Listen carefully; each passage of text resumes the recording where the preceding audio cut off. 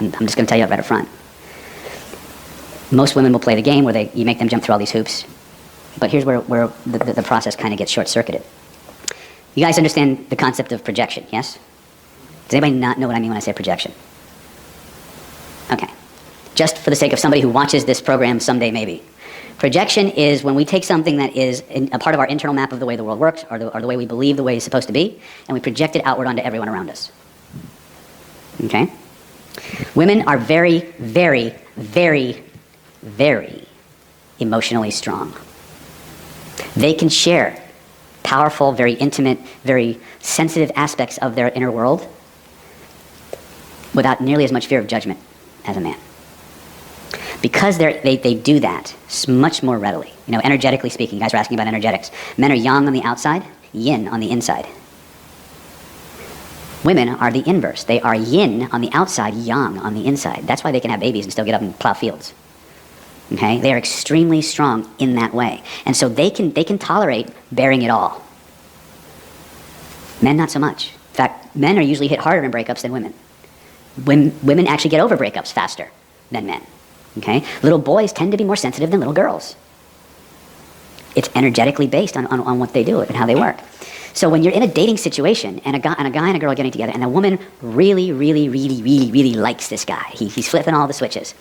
The first thing that tends to happen is she wants intimacy so fully, so completely, so desperately, she opens the floodgates and releases her entire life story. Thoughts, feelings, dreams, emotions, aspirations, because she's on a quest for intimacy, because that's what takes it to the next level. Meanwhile, the guy's asking for a bite of the French fry and she gets the whole right? It's too much, too quick. And that's why you don't hear from them again. Because they equate that drive for intimacy, which is something you need to satisfy to feel ready to take it to the physical level. They equate that drive to intimacy with desire for a long-term relationship with somebody they barely know. So when you're an alpha lady working in the dating context, parse it out. Smaller chunks. Give them a little bit, make them work for the rest. If they have to work for it, it becomes a scarce resource, it generates more value, they become more curious, and now they'll be calling you back.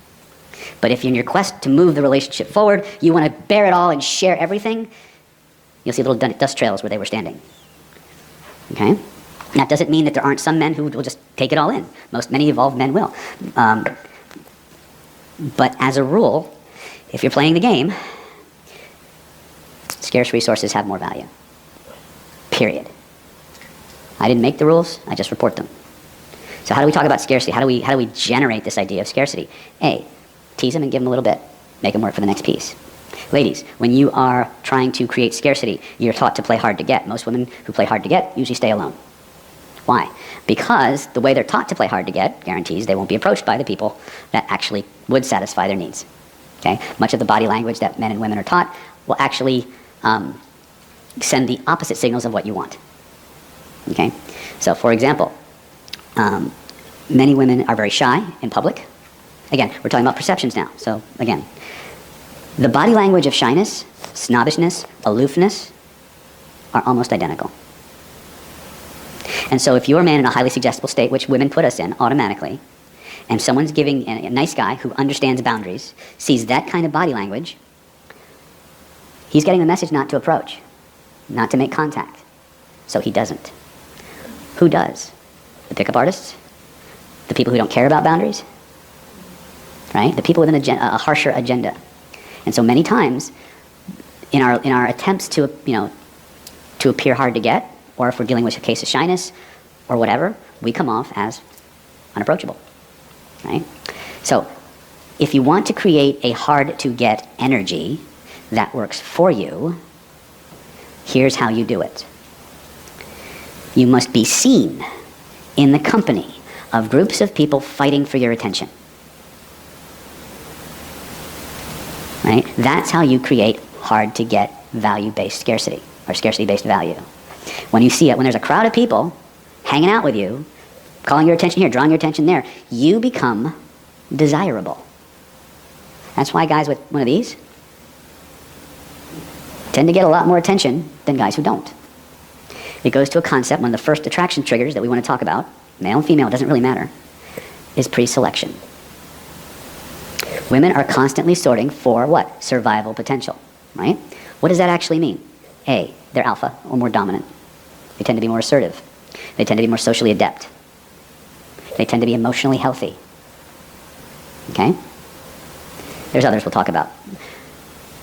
When a person sees you surrounded by other people, they automatically assume you're a worthwhile person, that you have value, or you wouldn't have these people around you. Right? Women are going to sort for men who are pre-selected by other women. Men are going to sort for high-value females based on the amount of attention they're getting from everybody else. It's the same idea. You're smiling ear to ear over there, Nadine. What's up? Yep. So I was dating a gentleman at one time, and you walk into a room and I'm going to grab the mic so people can... Oh. You don't... It's okay, you're married now. I know, I'm red. I've been Holly all week. No, so when I was not married, that's what we'll say. So I was dating this gentleman, and he had this thing, and I didn't realize it at the time, but you walk into a room and you may get a certain element of attention, and he actually shared that if that wasn't to happen, he knew he was with the wrong girl. Right. So I'm just that's the only reason I was smiling. Exactly. This is again. It's funny. We're socially competitive creatures, and we need to understand that, right? Okay. The switch that we're playing with is called pre-selection. Goes to Cialdini's principle that we call social proof or consensus. Right? If other people approve of us, it must be true. If other people believe something about us and are demonstrating that belief, it must be true. Women are programmed to sort for high-value males, period. One of the things that generates that sorting mechanism or triggers that sorting mechanism is pre-selection. So now that you know it, how are you going to engineer it? How can you demonstrate that you've been pre-selected? Hey, expand your social circle. Gentlemen, have lots of female friends. Don't sleep with any of them. Lots of female friends. Date your friends' friends. Right? When you go to a club, bring some female friends with you. If you go to a social engagement, bring 2 or 3 female friends with you. Ladies, same thing. Be seen in the company of men fighting for your attention. Okay? You don't have to sleep with any of them. In fact, you probably shouldn't. Right? But it's the energy, it's the trigger, the switch that will give you more choice. Now here's the thing you understand. If, in order for this is a social system, which means if you're sitting at home playing video games, it's not going to work. Why? Because you have to be social. Which sucks for us introverts, right? Because it burns our energy being out and doing these things. That's why you have to decide what kind of person you want to meet and where you're going to meet them. If you're an introvert, the last place you should be is a nightclub. Because by and large, introverts don't go to nightclubs. Unless they're going there to meet people. They have an agenda, right? And pretty much any club you go to, just assume that's why they're there. Okay? There's always an agenda. Women don't dress the way they dress to impress men. They dress to beat out the competition. It's like, oh shit, he's reading the playbook. Right? Why? Because it's a competition. Would it be safe to say that in a pre-tech society, alpha males were more scarce than hot women? I mean, if there's a social arc being led by an alpha male, how many alphas are there? How many young, nubile females are there? It's usually an inverse, right? Unless you're a Celt, in which case the women are better warriors than the men, and you're fucked anyway. But that's a different issue for a different day. My point is that females compete for higher status males. Why? Because it guarantees survival. Guarantees survival. Okay? It's hardwired into you. It's hardwired into you. Now, as we move through the CPI model, we're going to show you strategies. We're going to show you linguistic and verbal technologies from other courses that we have that you can plug into this process that will show you how to fire off these attraction triggers. Okay? But pre-selection is a big one. So the first thing you want to start thinking about, once you know what a trigger is and what drives it, how do I use it? How do I engineer these things? Right? Every big star has their entourage, right? You don't have to be the star. You just need to be part of the entourage. Okay? I forget who it was. I was reviewing some of Eric von Markovic's work. He's known as Mystery in the pickup circles. And he was talking, who was he talking about? Charlie Sheen. I think he was at one of Charlie Sheen's birthday parties or something like that. And one of his friends went, and female friends went. And he goes, well, did you have sex with Charlie Sheen? No, I got one of his friends. That was close enough. Oh, Right?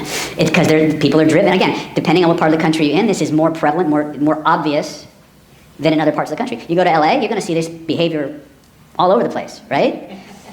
And she probably knows better than anyone because she sees it not in a weird way, but but in her business, she just sees this shit going on all the time, right? These things. And I was having a conversation with Stephanie the other day about the closer to LA you get, or most metropolitan areas, but LA is probably the archetype, the more transactional people become, right? When I grew up in Pennsylvania, I moved to Florida, then I spent some time in the Midwest, and then I finally relocated to outside Whittier. And that's where I kind of got into that community. And my friend Matt, who I mentioned a few times, he was also from Pennsylvania. He actually won a student film scholarship or something and moved to LA. The guy who plays Hawkeye in the Avengers, right, was in his student movie. It was his first movie. So it's kind of cool. It's called The Inside Man or The Outside. It's not the one with the British guy, but it was a short film. Anyway, and when I first met Matt, which was within 5 or 6 months of me moving to Whittier, Matt was easygoing. He was just going to call to say hi. You want to get together? You want to hang out? 2 years later, he's like, hey buddy, how you doing? Hey, I need this. Right? And I was very sensitive to those kinds of things. And I was the guy who would always call just to say hi, even 2 years later. And then I would say, hey Matt, how you doing? Hey Dave, what's going on? I said, I just called to say hi. Oh, yeah, what do you need? Very open, very superficial. It was like, hi, how you doing? What do you need? What can I do for you? Right? It wasn't about just calling to say hi. It was, what do you need? What do you want me to do? I was thinking about you. Can you do this for me? Right? It's very out in the open, out in LA, right? I think I made a joke to Stephanie also. When I was living in Florida, I was driving up the 305, I think it was, and I had a flat tire. And I pulled off to the side of the road, and in the space of 60 minutes, or like 3 minutes or 4 minutes, 3 people pulled off to the side of the road to tell me to get the fuck out of the road. I moved to Oklahoma, Norman, Oklahoma. I'm driving down a road within the space, and my transmission went out. In the space of 3 minutes, I had 3 people stop to offer to help. Right? So what you see many times is as you move from the coasts inward, that transactional nature tends to be softer. It may still be there, but it's more sublimated within these socially lubricating behaviors and a genuine concern, if that makes sense. Right? Whereas on these coastal cities where everything is transactional, right? Is this true or not true? True. Right? Okay. If you have an experience that doesn't align with mine, please share it. Right? And again, so yes. From what I've seen. And then there's Seth. Well, it's mostly agreement. From what I've seen, it's an issue of population density. Mm-hmm. Okay. Well, for whatever reason, right? It's all about what can you do for me, right? And the pleasantries are just kind of a social lubricating mechanism as opposed to a genuine just concern for, So again, keep that in mind, and don't take this stuff way too seriously because again, if you start putting too much value in a relationship too early on, or in a person too early on, it limits your resources. That's why I say think of it as a game, a video game. Right? You get to go, you get to try shit out, play, see what happens. If you like the game, you keep playing the game. If you don't like the game, change the game. Right? Is this useful? Yes. Okay. State control. Everything human beings do is in response to a feeling. It's either a feeling they want more of, or a feeling they want a whole lot less of. We're going to start dividing up our implementation of this model. Let's just go ahead and cover this. This is what we call the CPI model. It's the Universal Persuasion Protocol. It is a formula that you follow. Each of the headings in this formula represent a category of technique. So let's talk about language. A lot of you are interested in language, and CPI is a system that focuses primarily on language. This course is going to drill down on language too, but we have to focus on the primary languages first, which is the language of feelings, the autonomic nervous system, and gestures, proxemics. Those are the things that are going to make your languaging effective. If you can't manage those things, you won't get to speak. You understand that? It won't matter what comes out of your mouth. They won't respond to it. Right? So,